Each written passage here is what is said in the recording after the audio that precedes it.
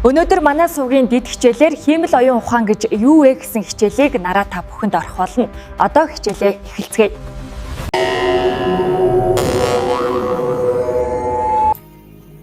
Сайн бацгаана уу? Намайг Нараа гэдэг. Жил гарны өмнө хиймэл оюун ухаан гэж яг юу байдгийг огт мэддэггүй байсан бөгөөд сонсох бүртээ гайхаад энэ одоо яг юу байд юм болоо гэж бодоод сониуч зан хөдлөөд судлаад өнөөдрийг хүртэл суралцаад тоо томшгүй олон програм болсон болоогүй туршиж үзсэн байгаа. Тэгэд мэдээж алдаж онон чамлалтгүй их туршлага хоримтлуулсан болохоор хиймэл оюун ухааны талаар цуврал видео хий гэж бодоод та бүхэндээ хамгийн анхны дугаараа өнөөдөр хүргэх гэж байна. Одоо та өөртөө дижитал туслагтай гэд төсөөлөд үзтээ. Энэ туслагтай нь уншиж, бичиж, суралцаж, бүр таны асуусан асуулт болгонт нь хариулж чадна. Гэхдээ энэ туслагтай нь амьд биш бөгөөд бидэнтэй адил түнд оюун ухаан байхгүй. Тэр тань шиг бас наа чиг тунгааж бодож чаддаггүй. Гэхдээ нэг зүйлийг тэр маш сайн хийж чаддаг. Тэр нь юу вэ гэхээр тэр заагурыг маш сайн таньдаг. Хэрвээ гадаа тэнгэр бүрхээд ирэхээр та хөөх хөдөлгөө бороо орхон гэд боддог тийм ээ. Энэ нь тэгэхээр нэг ясандаа таны сурсан нэг төрлийн заагур юм ба. Хиймэл оюун ухаан буюу ChatGPT-ийн яг үүнтэй адилхан заагур харж таниад түүнд таарсан хариуг өгдөг. Тэгвэл энэ дижитал туслагч маань сая текстийг уншаад мянган асуулт болон хариултыг туршиж үзсэн байгаа. Тэгээд тэр туслах маань хэсэг хугацааны дараа биднээс авсан өгөгдлийг хараад ийм асуулт асуухаар тийм хариулт өгөх ёстой гэд ерөнхийдөө дадлагччихсан гэсэн үг. Хиймэл оюун ухаан маань тэгэхээр ямар ч ичид биш. Харин тэрээр ямар асуултанд ямар хариулт тохирохыг сурчсан програм гэсэн үг. Тийм болохоор үүнийг хиймэл оюун ухаан гэж нэрлэдэг. Гэхдээ энэ бол яг үнэндээ дээр хэлсэнчлэн жинхэнэ оюун ухаан биш бөгөөд тэр яг үнэндээ тань шиг бас наа чиг сэтгэж чадахгүй. Энэ бол ердөө л маш сайн санах ойтой загвар хараад дараагийн үгийг тааж чаддаг ерөнхийдөө систем юм. Хиймэл оюун ухаан маань зүгээр л нэг алах шиг багаж эсвэл машин шиг бидний хэрэгсэл.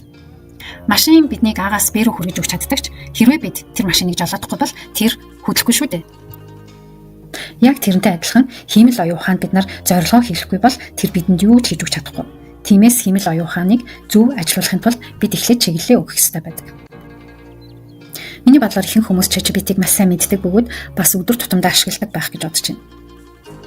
Тэгвэл түүнээс гадна Gemini, Claude, LeetChat, DeepSeek, Igune гэд маш олон загварууд байдаг. Эдгээрийг бүгдийг нь LLM буюу том хэлний загвар гэдэг бөгөөд танд магадгүй их хэцүү хүн сэдв шиг санагдчихж магадгүй. Гэхдээ яг үнэндээ бол маш энгийн. Тэд бүгдээрээ яг нэг ижил зарчмаар ажилладаг. Хиймэл оюун ухаанаас та асуулт асууж, бичүүлж, шин санаа гаргуулж, олон хэлээр орчуулж, зураг, текст, код, төлөвлөгөө гаргах мөн тэрч бүхэл тэд яг таны хувийн дасгалжуулагчиг тань зөвлөгөө өгч зорилгыг тодорхойлж, төлөвлөгөө хүртэл гаргаж өгч чадна. Тэд бидэн шиг хизээч ядрахгүй 24/7 цагаар ажиллах чадвартай үнэнч туслах гэж харах хоноор ойлгож болох нь байна. Ер нь цаг их үрдэг бүхий л ажлуудаа түүний тусламжтайгаар хөнгөвчлөөс гадна цагаа хэмнэх боломжтойг та мэдж байгаа хаа. Өнөөдөр тэгвэл зах зээл дээр тоолохын аргагүй олон хиймэл оюун ухааны аппликейшнууд гарсан бөгөөд сар тэрч бүхэл заримдаа бүр өдөр бүр шинээр олон төрлийн аппликейшнууд нэмэгдэж бидэнд тоолж барамгүй мянган сонголтууд гарч ирээд байгаа. Гэхдээ бид энэ бүх аппликейшнийг сурах ямар ч шаардлагагүй. Хамгийн гол нь ямар ажилд ямар аппликейшн тохирохыг ялгаж ойлгодог байх нь хамгийн чухал гэж бодож байна. Тиймээс тоо томшгүй олон аппликейшнуудыг мэдхийнхаа оронд харин өөрийн зорилго даалгаварт үнэхээр үр дүн өгөх цаг хэмнэх аппликейшнийг сонгож сурах нь хамгийн зөв алхам гэж би бодож байна. Тэгэхээр танд одоо өөрт тохирох аппликейшнийг яаж сонгох вэ гэдэг асуулт гарч ирж байж магадгүй. Тэгвэл энд нэг энгийн зарчим бий. Эхлээд яг юу хийх гэж байгаа зорилгоо тодорхойлоод дараа нь тэр ажлыг хамгийн хурдан хялбар болгож цаг хэмнэж өгөх аппликейшнийг хайж олох юм. Хиймэл оюун ухааны аппликейшнуудыг ашиглахдаа болгоомжтой байхад илүүдэхгүй. Хиймэл оюун ухааны хэлний энэ том загварууд маань ихэнхдээ ихтгэл төрүүлэх үез маш үнэмшилтэй санагддаг ч олон алдаануудыг гаргадаг бөгөөд тэдгээр нь заримдаа баримтгүйгээр худлаа ярих магадaltaй байдаг. Үүнийг халлюцинацион гэж нэрлэдэг бөгөөд танд инээдтэй сонсогдож магадгүй ч энэ нь яг үнэн хэрэгтэй бол тийм ч инээдтэй зүйл биш юм. Энэ тэгэхээр яг хизээ тохиолддог вэ гэхээр химэл оюун ухаанд хэрэг өгөгдөл буюу дата хангалтгүй эсвэл маш ховор тохиолддог сэдвүүд дээр түүний мэдлэгийн сан хангалтгүйгээс болоод тэр таамаглаж эхэлдэг.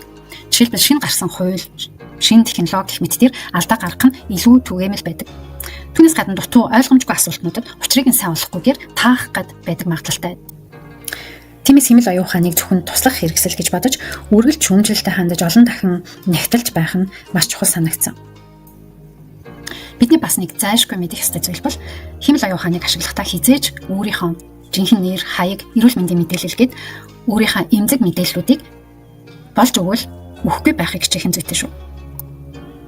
Энэ нь танихгүй хүнд та гэрэн дэлгүүрээ өгдгүүтэй яг адилхан юм. Химэл оюун ухааныг айл хэдийн бид хаа сайгүй өдөр тутмын амьдралдаа ашиглаж байгаагаа яг мдэггүйгээр өдийг хүртэл санаандгүй ашиглаад ирсэн байна. Жишээлбэл Google ямар нэг юм хайхад хамгийн тохирох хариуг олж өгөх, цаг агаарын аппликейшн маргааш бороо орох эсхийг таамаглаж хэлэх. Онлайн дэлгүүрүүд өмнө юу авсныг мань хараад өөр бүтээгдэхүүн санал болгох. Түүнээс гадна банк картаар гүйлгээ хийх чижигтэй үйлдэл байна уу гэж шалгадаг гэд бид мэдгүй ч химэл оюун ухаан бидэнд өдөр бүр мэдэгдэхгүйгээр туслаад л явдаг гэсэн үг юм. Ингээд химэл оюун ухаан бидний өдөр тутмын амьдралд ийм өргөн хэрэглэгддэг шиг бид ч бас ChatGPT-г зөв ашиглаад чадах юм бол ажлаа амарчилж цагаа хэмнээд бүтээмжээ хэд дахин өсгөх боломжтой. Тэгвэл бид түүнтэй харилцахдаа асуултаа хэрхэн асууснаас болоод хариултын чанар нь шууд хамаардаг. Хэрэг та түүнээс сайн асуулт асуувал сайн хариултыг, муу асуулт асуувал мэдээж муу хариултыг авна. ChatGPT ярилцах энэ техникийг prompt гэж нэрлэдэг. Тэгвэл ChatGPT хэрхэн зөв харилцаж сурах талаар дараагийн видеогоор ярилцах болно. Одоо харин ChatGPT-г ашиглах хоёр аргыг харуулъя. Эхний арга нь бол маш энгийн. Гар утсан дээрээ дурын хөтчөө нээгээд хайлтын цонхон дээрээ chatgpt.com гэд хаагаарай. Та тэнд шууд чатлаж болно. Програм суулгахгүй болохоор ямар ч төвөггүй шууд ашиглах боломжтой. Шууд хөтөчдөр ашиглах давуу тал нь програм суулгах шаардлагагүй тул утасны багтаамж багсан гэж санаа зовох шаардлагагүй. Шууд ашиглах боломжтой. Гэхдээ та ингээд бүртгүүлэхгүй ашиглах юм бол таны чэйдүүд хадгалагдахгүй бөгөөд бүгдээрээ шууд устгагдчихна. Бүртгүүлээд орсон ч гэсэн вебсайтаа байнга нэх хэрэгтэйгээс гадна асуултаа та заавал бичнэ гэсэн. Тэгэхээр хөтчдөр ганц нэгэн хурдан асуулт асуухад л тохиромжтой байдаг. Хэрвээ та тогтмол ашиглах бол энэ сонголт нь тохиромжгүй маш төвөгтэй. Одоо харин танд хоёр дахь сонголтыг танилцуулъя. Та одоо миний дэлгэцийг харж байна. App Store-ыг нээгээд хайлтын цонхон дээрээ ChatGPT гэд хаагаад үз. Програм утсан дээрээ суулгах гэдэг дээр дараад програмыг ингээд утсан дээрээ суулгачих. Одоо миний утсан дээр энэ програм сууж байна. Одоо та аппликейшн нээгээд тэнд шууд чатлах боломжтой. Хэрвээ та бүртгүүлээгүй бол таны чадвар харамсалтай нь хадгалагдахгүй бүгд алга болчихно. Одоо та дэлгэцнийхаа баруун дээд талд цагаанаар бичсэн регистр гэсэн товчийг харж байна уу? Түүнээр дараад та ChatGPT-г бүртгүүлэх боломжтой. Аль нэг сонголтыг нь хийгээд та бүртгүүлж болно.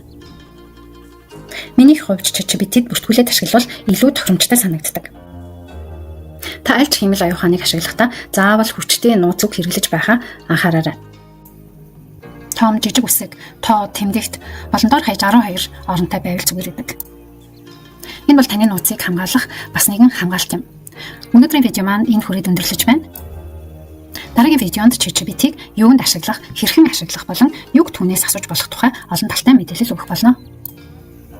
Хэрвээ танд ямар нэгэн асуулт байвал сэтгэгдлийн үлдээгээд түүнээс гадна бидний сувгийг дагаж химэл оюун ухааны цуврал видеонуудыг үзээрэй. Дараагийн видеогоор дахин уулзцгаая. Баяртай.